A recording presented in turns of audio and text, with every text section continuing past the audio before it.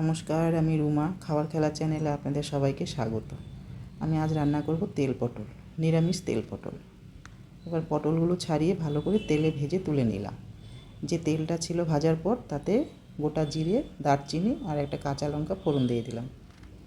তেলটা অল্প দেখা যাচ্ছে, কিন্তু যখন আমি পটলটা কড়াইতে দেবো তখন কিন্তু অনেক তেল ছেড়ে যাবে। এবার একটা মশলার পেস্ট দিয়ে দিলাম, জিরে ধনের গুঁড়োর সাথে আদা, কাঁচা লঙ্কা, টমেটো দিয়ে পেস্ট বানিয়ে দিয়ে দিলাম। একটু কষিয়ে নিয়ে এর মধ্যে লঙ্কা গুঁড়ো, হলুদ গুঁড়ো দেবো। ওই মিক্সির বাটির মধ্যে দিয়ে জল দিয়ে গুলে দিয়ে দিলাম।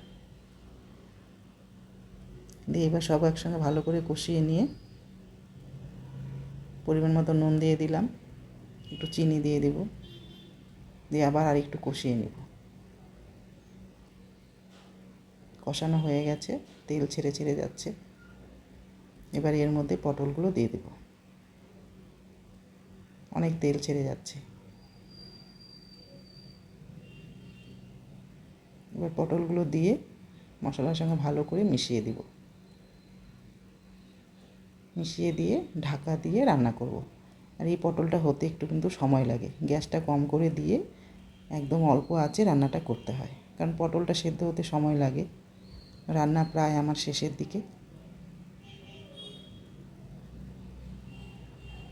খেতে খুব অসাধারণ হয়, আপনারা করে দেখবেন।